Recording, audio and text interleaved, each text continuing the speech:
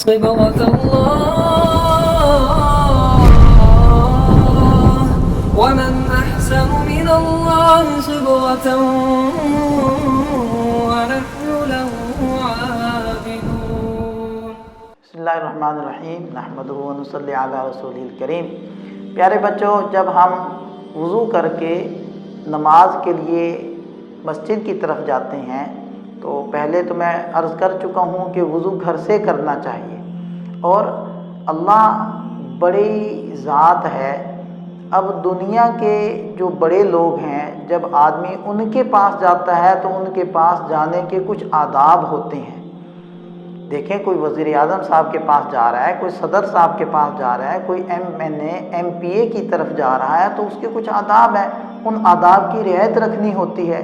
تو اللہ تعالیٰ تو بادشاہوں کے بادشاہ ہے، اللہ تعالیٰ تو سب سے بڑے ہیں، ساری کائنات اللہ تعالیٰ کی ہے۔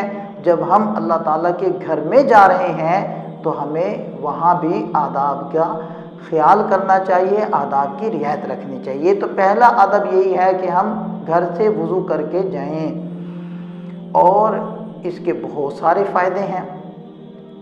ہمارے پیارے نبی صلی اللہ علیہ وسلم نے فرمایا کہ جو آدمی گھر سے وضو کر کے جاتا ہے تو اس کے ہر قدم پر نیکی۔ اب دیکھیں، ہماری مسجد ہمارے گھر سے جتنی دور ہوگی اتنی ہی نیکیاں ہمیں اس مسجد تک جانے میں ملیں گی، اور ہر قدم پر گناہ معاف ہوگا اور جنت میں درجہ بلند ہوگا۔ اور چونکہ ہر قدم پر ایک نیکی ہے، اس لیے بعض صحابہ کرام چھوٹے چھوٹے قدم لے کر مسجد کی طرف جاتے تھے تاکہ ہمیں زیادہ نیکیاں ملیں۔ اس لیے اگر مسجد ہمارے گھر سے دور ہے تو ہمیں خوش ہونا چاہیے اور زیادہ نیکیوں کی امید رکھنی چاہیے۔ اور ایک حدیث پاک میں ہے کہ جو گھر سے وضو کر کے نماز کے لیے جا رہا ہے وہ تو ایسی ہی ہے گویا کہ حاجی حج کے لیے احرام باندھ کر بیت اللہ کی طرف جا رہے ہیں۔ اور ایک حدیث پاک میں ہے کہ جو نماز کے لیے جاتا ہے وہ اللہ تعالیٰ کا خاص مہمان ہوتا ہے، اور اللہ تعالیٰ خاص رحمت اس پر نازل فرماتے ہیں۔ اور ایک حدیث پاک میں یوں آتا ہے کہ جیسے آپ نے بھی دیکھا ہوگا کہ اگر کافی لمبے عرصے کے بعد آپ کے ماموں، آپ کے چچا یا کوئی بھی آپ کے رشتہ دار ریلیٹیو بڑے دور علاقے سے واپس آتے ہیں، کوئی سعودیہ سے واپس آیا، کوئی امریکہ سے واپس آیا، تو آپ کو ان کی آمد پر کس قدر خوشی ہوتی ہے اور آپ مل کر کس قدر خوش ہوتے ہیں۔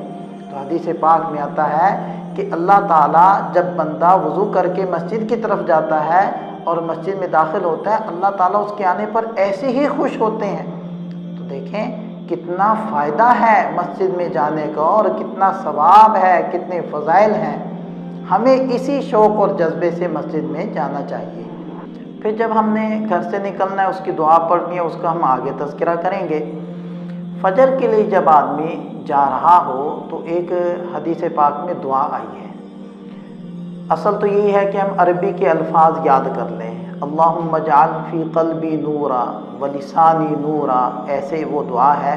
البتہ جب تک ہمیں وہ دعا یاد نہیں ہوتی تو ہم اس کا ترجمہ اور اس کا مفہوم اپنی زبان سے دہرا لیا کریں، کہ جب ہم فجر کے لیے مسجد میں جا رہے ہوں تو ہم یہ دعا کریں کہ اے اللہ میرے دل میں بھی نور پیدا فرما دیجئے، میری زبان میں بھی نور پیدا فرما دیجئے، میرے کانوں میں، میری آنکھوں میں، میرے دائیں، میرے بائیں، میرے اوپر، میرے نیچے، اور اے اللہ مجھے مجسمے نور بنا دیجئے۔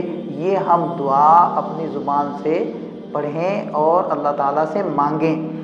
اور نماز کی جو کتابیں ہوتی ہیں ان کے اندر یہ دعا عربی میں لکھی ہوئی ہے، بہتر یہی ہے کہ ہم اس کو عربی میں یاد کر لیں اور پھر اللہ تعالیٰ سے دعا کریں۔ دیکھیں، جب ہماری آنکھوں میں نور آ گیا اب ہماری آنکھیں گناہ نہیں کریں گی، ہمارے کانوں میں نور آ گیا ہمارے کان گناہ نہیں کریں گے، جب ہمارے دائیں بائیں آگے پیچھے نور آ گیا اب شیطان ہم پر حملہ آور نہیں ہوگا۔ تو کتنی خوبصورت اور کتنی مفید دعا ہے۔ پھر جب ہم مسجد کی طرف جا رہے ہوں تو نماز تکبیر اولیٰ کے ساتھ لینے کے لیے ہمیں بھاگنا نہیں چاہیے، ایسے بھاگتا ہوا آدمی اچھا نہیں لگتا، وقار اور سکینت کے ساتھ چلنا چاہیے، خاص طور پر جب ہم مسجد میں داخل ہو جائیں۔